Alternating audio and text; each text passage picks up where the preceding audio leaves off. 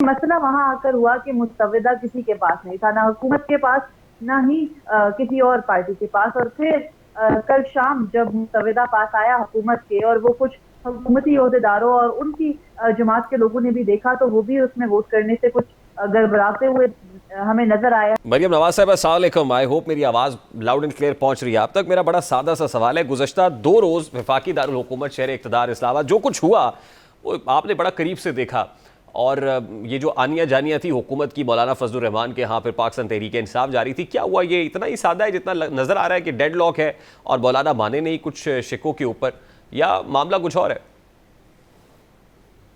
देखिए, अब जो मामलात सामने आ रहे हैं वो टोटली मुख्तलिफ हैं उनसे जो गुज़िश्ता 2 रोज़ का सिनेरियो बनाया जा रहा था, जिसमें बताया जा रहा था कि मौलाना तो माने हुए हैं, उनको चंद तरामीम के ऊपर मसला है, वो भी उनके तहफ़्फ़ुज़ात दूर हो जाएंगे तो वो मुकम्मल तौर पर मान जाएंगे, वोट हो जाएगा, इतवार के रोज़ ही वोट होंगे, इतवार के रोज़ ही कानून साजियाँ दोनों ऐवानों से पास होंगी, उसके बाद सदर मुमलिकत भी मंजूरी दे देंगे और फिर से एक नया निज़ाम होगा। ये पूरा एक माहौल बनाया गया, पिछले पूरे हफ्ते की मेहनत थी इसके अंदर। लेकिन मसला वहाँ आकर हुआ कि मुस्तविदा किसी के पास नहीं था, ना हुकूमत के पास, ना ही किसी और पार्टी के पास। और फिर कल शाम जब मुस्तविदा पास आया हुकूमत के, और वो कुछ हुकूमती ओहदेदारों और उनकी जमात के लोगों ने भी देखा, तो वो भी उसमें वोट करने से कुछ गड़बड़ाते हुए हमें नजर आया। हमने देखा कि जुम्मे की शाम वो वफाकी वजीर दिफा ख्वाजा आसिफ जो ये दावा कर रहे थे कि उनके नंबर पूरे हो गए हैं, गुज़िश्ता रात जब वो पार्लियामेंट हाउस से निकले तो उनकी जो तासुरात थे वो अक्सर मुख्तलिफ थे। वो तो मान नहीं रहे थे कि जैसे उनको कुछ पता ही नहीं है कि इतने टाइम में क्या हुआ। तो हुकूमत ने ये जो कुछ किया, ऐसे ही लगता है कि ये मुस्तविदा कहाँ से आया उनको भी मालूम नहीं था। फिर इस मुस्तविदे के अंदर जो कुछ है अभी जो दिखाया जा रहा है उस पर भी दावा है और इतलात भी है कि इससे ज्यादा खौफनाक मुस्तविदा था जो जारी किया गया या जो अब सामने आया, वो काफी मुख्तलिफ है। और इसका क्रेडिट ले रही है जमीयत उलमा इस्लाम, और दुरुस्त क्रेडिट भी ले रही है। उनके यहाँ सारी बैठकें हुई, उन्हीं के यहाँ अच्छा, सारी अभी अभी जो नशिस्तें हुई प्रपोज्ड और वहाँ अमेंडमेंट्स है गालिबन कुछ 43 के करीब ऐसी कोई मुजवज़ा तरामीम है जो हमारी नज़र से भी गुजरी हैं, यकीनन आपने भी वो ड्राफ्ट देखा होगा। उसमें ऐसा क्या है, ज़रा अगर आप उस पर रोशनी डाल सके कि वो जो प्रपोज्ड अमेंडमेंट्स है उसमें ख़तरनाक क्या है, ख़तरनाकी वाली बात कैसी है?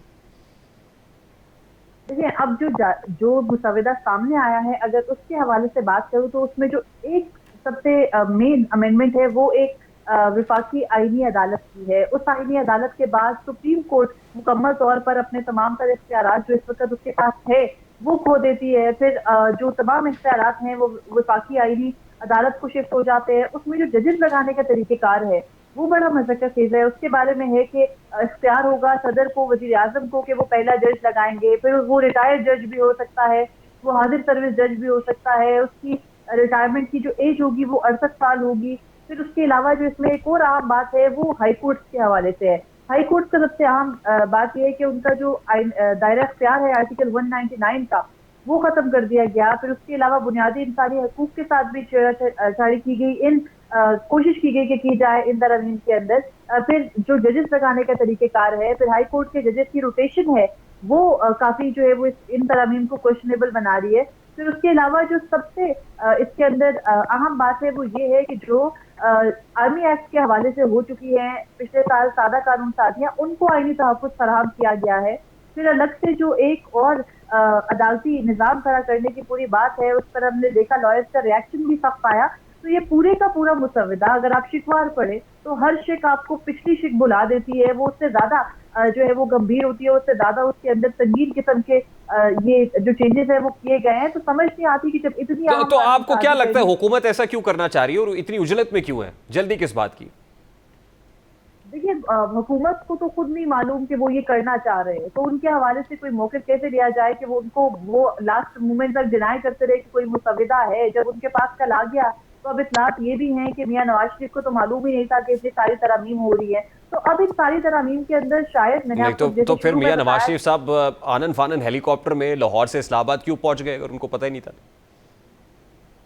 देखिए, संविदा नहीं देखा कि अब कुछ बात आ रही है कि जैसे उन्होंने मुसविदा देखा तो 40 के करीब ऐसी अब ऑलरेडी 45-50 अमेंडमेंट है, अगर उनमें से 40 नवाज शरीफ साहब ने नहीं देखी हुई थी اور اس کے باوجود وہ ووٹ کرنے کے لیے آ گئے تو یہ پورے پروسیس کو کویشنیبل بناتا ہے. اور پھر تمام اتحادی جماعتیں لاعلم ہیں کہ کوئی مسودہ تھا. تمام جو اتحادی جماعتیں ہیں وہ کہیں انہیں کچھ نہیں کھایا گیا. یہ تو مولانا فضل الرحمان کے انکار سے ساری حکومت اور اتحادی جماعتیں کور اپ ہو گئی, ورنہ مسودے کے حوالے سے ہر کوئی لاعلم ہے, آنکھیں بند کر کے ووٹ ڈالنے کے لیے بھی پہنچا ہوا تھا اس پوری قانون سازی پر. تو لگتا یہی ہے کہ بس احکامات سے قانون سازی کرنی تھی کل کے دن, لیکن وہ نہیں ہو سکی, اور اس کی وجہ بنے والے, اور اس نے اس بات کا کریڈٹ لیا اور بجا لیا, اور وہ یہ بھی دعویٰ کر رہے ہیں کہ جو آرٹیکل 8 ہے جہاں سے بنیادی انسانی حقوق آئین پاکستان کے شروع ہوتے ہیں, اس کے اندر کچھ خوفناک ترامیم تھی. پاکستان تحریک انصاف دعویٰ کرتی ہے کہ وہ جو عمران خان کا فوجی ٹرائل ہے اس سے متعلق تھی, اور اسی قسم کی باتیں کر رہے ہیں جمعیت علماء اسلام والے بھی کہ اس کو حذف کر کے یہ جاری کیا گیا ہے جو پورا مسودہ ہے. تو اس پوری صورتحال میں اب جو یہ سب کچھ باتیں ہو رہی ہیں اپوزیشن کی جانب سے, حکومت کی جانب سے, جو آج کا اجلاس ہوا وہ یہی تاثر دیتا ہے کہ اس قسم کی ترامیم کسی کے لیے بھی قابل قبول نہیں ہے. جلدبازی کسی نے کی جائے تھی کہ ان پر گفتگو شدید نہ ہو سکے. لاسٹلی ویری کوئکلی بتا دیجیے گا کہ ابھی تو غیر معینہ مدت تک کے لیے اجلاس ملتوی ہوا ہے. This matter is still hanging in the air. یہ جاری رہے گی کنسلٹیشن, اور آپ کو لگتا ہے کہ آنے والے چند دنوں میں پھر نیشنل اسمبلی یا پھر کیبنٹ اور پھر سینٹ کا اجلاس بلا کے ترامیم کرا لی جائیں گی, یا آپ کو لگتا ہے کہ نہیں اب یہ معاملہ کھٹائی میں پڑ گیا ہے, یہ اتنی آسانی سے ہونے والا نہیں ہے؟ میں اس لیے پوچھ رہا ہوں کہ ظاہر ہے جلدی اس بات کی بھی ہے کہ اکتوبر آ جائے گا اور پھر اس میں ریٹائرمنٹ بھی ہے. دیکھیے یہ کہنا صبح تک تو ہم یہ کہہ رہے تھے کہ نہیں اب نہیں ہو پائے گا, کیونکہ نمبر گیم کس قسم کی ہے. اب کی کچھ جیسے مقدمات کو مقرر کیا گیا ہے الیکشن کمیشن میں, جس سے لگتا یہ ہے کہ پاکستان تحریک انصاف کی کچھ اور وکٹیں گریں گی, پارلیمنٹ میں اضافہ ہوگا حکومت کی نشستوں میں, اور پھر جو مطلوبہ نمبر ہیں کیونکہ کم پڑ رہے تھے کل مولانا کو ساتھ ملانے کے باوجود بھی وہ پورے ہو گئے, تو حکومت ایک مرتبہ پھر کوشش کرے گی کہ اکتوبر سے پہلے یا اکتوبر تک ابھی 1.5 ماہ باقی ہے, تو اس دوران کوئی نہ کوئی ترامیم لائی جائے اور ایک اور کوشش کی جائے گی, اور وہ کوشش ممکنہ طور پر اس کوشش سے سخت ہوگی. اور پھر اگر نمبر پورے ہو گئے تو یہ تمام تر جو آنیاں جانیاں اور ایک دوسرے کے جو سیاستدان پیروں میں بیٹھے ہیں وہ بھی نہیں انہیں کرنا پڑے گا. اگر حکومت اپنے نمبر پورے کر لیتی ہے اس دوران, الیکشن کمیشن بھی بڑا ایکٹیو ہو گیا ہے. تو آپ کو لگتا ہے اس دوران نمبرز پورے ہو جائیں گے, یا یہ جو کیمپیننگ اب شروع ہوئی ہے اس سے جو حکومتی بینچز ہیں اس میں کچھ اور لوگ بھی شامل ہو, یعنی ان کی اسٹرینتھ بڑھ جائے گی؟ دیکھیے لگ رہا ہے کہ ٹرینڈ بڑھ جائے گی, کیونکہ الیکشن کمیشن نے کچھ انتخابات سے متعلق مقدمات کو فکس کیا ہے, اور ان کی اپیل پھر لائن آف سرجری اگر وہ ٹریبیونل میں نہیں جا رہی ہے تو اس میں سپریم کورٹ ہی آنا ہے. اور پھر لگ رہا ہے کہ جیسے پہلے 2-3 نشستیں دے دی گئی تھیں پاکستان تحریک انصاف کی حکومت کو, اسی طرح سے اگر کچھ نشستیں مل جائیں تو ان کا وہ جو ممکنہ نمبر ہے, وہ جو گولڈن فگر ہے 224 کا, وہ پورا ہو سکتا ہے آئندہ آنے والے دنوں میں. اور بلا شبہ ایک کوشش ضرور ہوگی اکتوبر میں یا ریٹائرمنٹ کی ڈیٹ سے پہلے کہ ترامیم کی جائے. جو مجوزہ ہیں ممکن ہے ان میں کچھ رد و بدل کیا جائے, لیکن ترامیم کی کوشش ضرور ہوگی. انٹرسٹنگ, بہت شکریہ مریم نواز صاحبہ ہمارے ساتھ موجود تھی. گفتگو ہے حکومت ابھی فار دا ٹائم بینگ تو ہولڈ پہ ڈالا ہے معاملے کو, لیکن